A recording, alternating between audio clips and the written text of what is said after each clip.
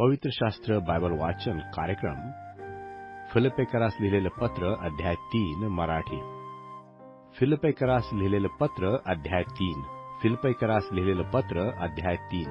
ख्रिस्त प्राप्तीपुढे जात, कुळ, पुण्य वगैरे बाह्य हक्कांची किंमत काहीच नाही. ख्रिस्त प्राप्तीपुढे जात, कुळ, पुण्य वगैरे बाह्य हक्कांची किंमत काहीच नाही. बंधुजन हो, आता इतके सांगणे आहे की प्रभूमध्ये आनंद करा.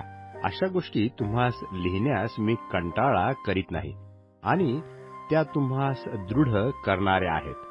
त्या कुत्र्यांविषयी सावध असा, त्या दुष्कर्म्यांविषयी सावध असा, केवळ दैहिक सुंता झालेल्या लोकांविषयी सावध असा, जे आपण परमेश्वराच्या आत्म्याने सेवा करणारे, ख्रिस्त येशूविषयी अभिमान बाळगणारे व देहावर भरोसा न ठेवणारे, ते आपण सुंता झालेलेच आहोत.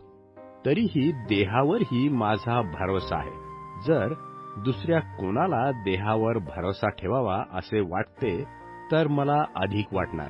मी तर 8व्या दिवशी सुंता झालेला, इस्रायल जातीचा, बन्यामीन वंशाचा, इब्र्यांचा इब्री, नियमशास्त्राच्या दृष्टीने परुषी, आस्थेविषयी म्हणाल तर मी मंडळीचा छळ करणारा, नियमशास्त्रातील नीतिमत्वाविषयी निर्दोष ठरलेला असा आहे.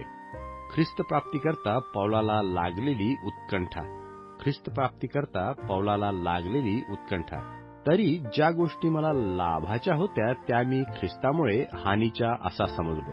इतकेच नाही तर ख्रिस्त येशू माझा प्रभू याच विषयीच्या ज्ञानाच्या श्रेष्ठत्वामुळे मी सर्व काही हानी असे समजतो. त्याच्यामुळे मी सर्व वस्तूंची हानी सोसली आहे आणि त्या केरकचरा असा लेखतो, यासाठी की मला ख्रिस्त हा लाभ प्राप्त व्हावा आणि मी त्याच्या ठायी असलेले असे सापडावे. माझे नीतिमत्व नियमशास्त्राच्या योगे मिळालेले नाही, तर ते ख्रिस्तावरील विश्वासाने म्हणजे परमेश्वरापासून विश्वासाने मिळणारे नीतिमत्व असे आहे.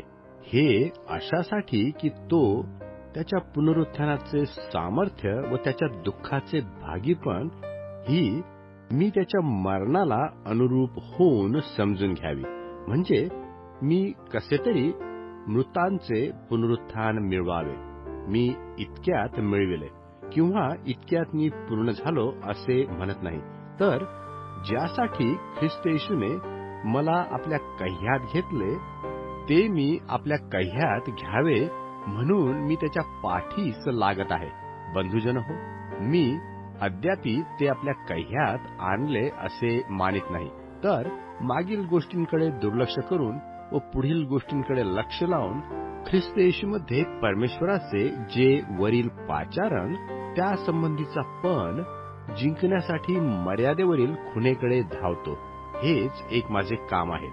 तर जितके आपण प्रौढ आहोत तितक्यांनी हाच भाव धरावा आणि तुम्ही एखाद्या गोष्टीविषयी दुसरा भाव धरला तरी परमेश्वर तीही तुम्हाला प्रकट करील.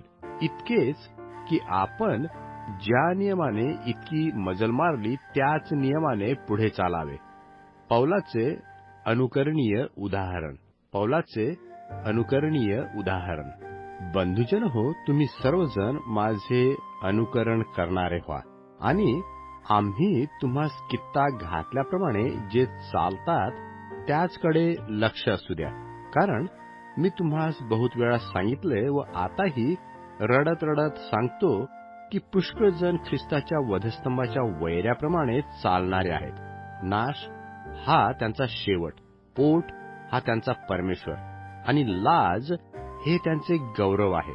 त्यांचे चित्त पृथ्वीवरील गोष्टीवर असते.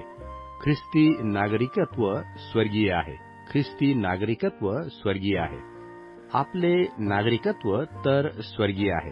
तेथून प्रभू येशू ख्रिस्त हा तारणारा असा येईल, याची आपण वाट पाहतो.